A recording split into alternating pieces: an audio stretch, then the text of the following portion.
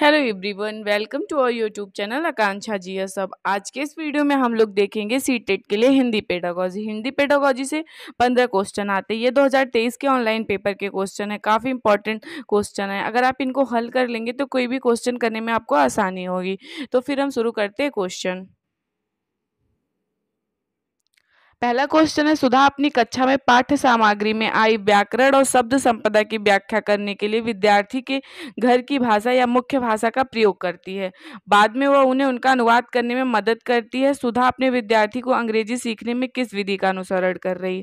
जैसे कि आप एग्जाम्पल के तौर पर समझ लीजिए, जैसे आप इंग्लिश सीखते हैं या फिर इंग्लिश ग्रामर सीखते हैं। जब स्कूल्स में जाते हैं तो डायरेक्ट आपको इंग्लिश नहीं बता देते, इंग्लिश टू इंग्लिश आपको आपके मदर टंग जैसे हिंदी का यूज़ करके बताते हैं। तो ये व्याकरण अनुवाद विधि है। व्याकरण अनुवाद विधि में हम मदर टंग का भी यूज़ कर सकते हैं। अगर प्रत्यक्ष विधि होता तो इंग्लिश में सिर्फ इंग्लिश टू इंग्लिश सिखाते, लेकिन ये इसका राइट आंसर है व्याकरण अनुवाद विधि।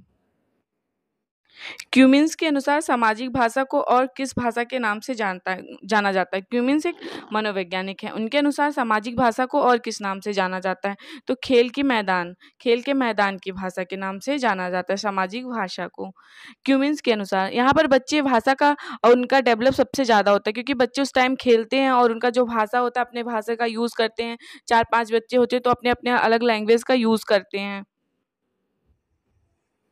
अगला क्वेश्चन देखते हैं हम लोग। अगला क्वेश्चन है, स्वनिम जागरूकता इस बात की समझ है कि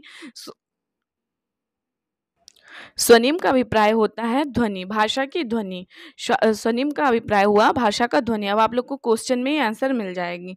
भाषा की ध्वनि, भाषा की ध्वनि को पहचाना जा सकता है, पृथक किया जा सकता है, स्थिति के अनुसार डाला भी जा सकता है। इसका राइट आंसर है दूसरा। अगर आप ध्यान से क्वेश्चन पढ़ेंगे तो आपको क्वेश्चन में ही आंसर मिल जाएगा।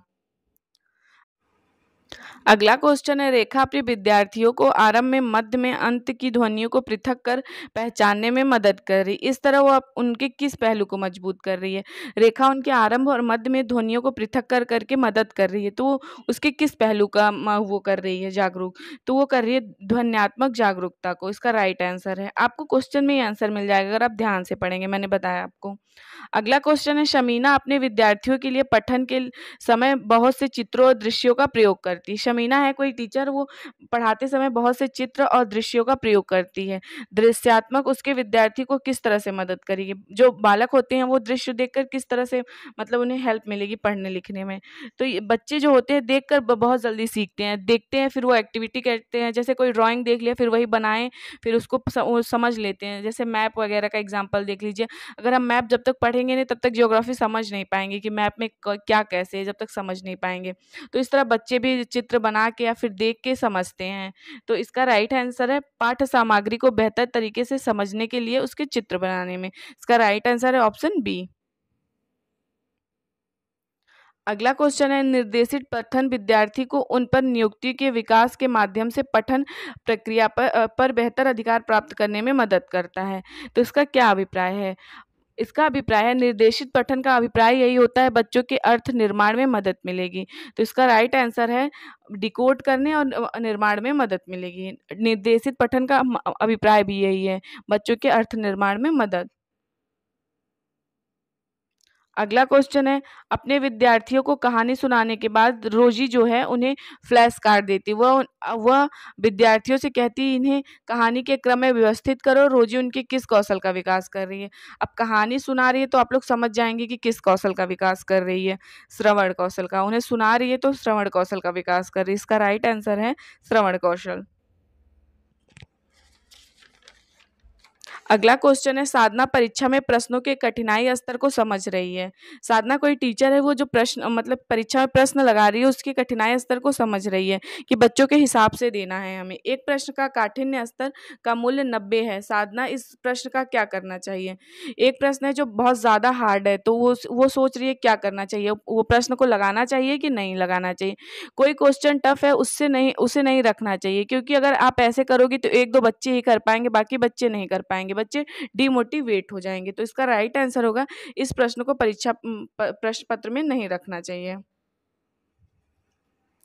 अगला क्वेश्चन है, बुनियादी अंतर्वैयक्तिक संप्रेषण कौशल जिसे विक्स कहते हैं, अवधारणा किसके द्वारा दी गई थी? तो विक्स की अवधारणा दी गई थी जिम क्यूमिन्स के अनुसार दी गई थी। याद करने वाला, आप लोग इसको याद कर लीजिएगा, बिक्स की अवधारणा। अगला क्वेश्चन है, गुरजीत अपने विद्यार्थियों को सामाजिक कौशल और सामाजिक भाषा सिखाना चाहती है, इसके लिए वह कौन सी युक्ति सर्वोत्तम होगी? गुरजीत जो है वो अपने विद्यार्थियों को सामाजिक कौशल और सामाजिक भाषा सिखाना चाहती है, इसके लिए बेस्ट होगा रोल प्ले। अगर रोल प्ले के माध्यम से बच्चे बहुत जल्दी सीखते हैं, क्योंकि वो खुद एक्टिविटी करते हैं तो उनके अंदर आ जाता है। अगला क्वेश्चन है, भाषा अधिगम में मौन अवधि चुनौतीपूर्ण जो महत्वपूर्ण है, यह कथन क्या है? ये सही है, इसका राइट आंसर है सही है। मौन पठन को ज़्यादा इम्पोर्टेंस देती है, क्योंकि अगर मौन पठन हम करते हैं, जैसे अपने मन से साइलेंट रीडिंग करते हैं अपने मन में, तो कोई चीज़ जल्दी पढ़ते हैं और हमारे मन में बैठ जाता है, वो जल्दी निकलता भी नहीं है। अगला क्वेश्चन है, निम्नलिखित में से बुनियादी अंतर वैयक्तिक संप्रेषण कौशल विक्स और संज्ञानात्मक अकादमी भाषा निपुणता काल्प के बारे में क्या सही है? इसके बारे में पूछ रहा है, क्या सही है? तो काल्प और विक्स एक दूसरे से भिन्न है, इसका राइट आंसर है भिन्न है। अगला क्वेश्चन है, सुनकर याद कर लेने वाले मौखिक निर्देशों को प्राथमिकता देने वाले श्रवण हो या वाचन के माध्यम से सीखने वाले विद्यार्थी किस प्रकार से अधिगम को चाहते हैं? तो बच्चे जो होते हैं वो श्रव्य के माध्यम से चाहते हैं। श्रव्य मतलब कि सुनने के माध्यम से, क्वेश्चन में दिया हुआ है मौखिक और श्रवण, तो आप इसका राइट आंसर यही लगाएंगे, श्रव्य। इसका अगला क्वेश्चन है, निम्नलिखित में से कौन सी शब्द रचना की प्रक्रिया है? तो इसमें शब्द रचना की प्रक्रिया पूछ रहा है, तो इसमें शब्द रचना की प्रक्रिया गढ़न, शब्द निर्माण भी है, उद्धृत करना भी है, मिलाना भी। इसका राइट आंसर है तीनों, ABC इसका राइट आंसर है, उपयुक्त तीनों।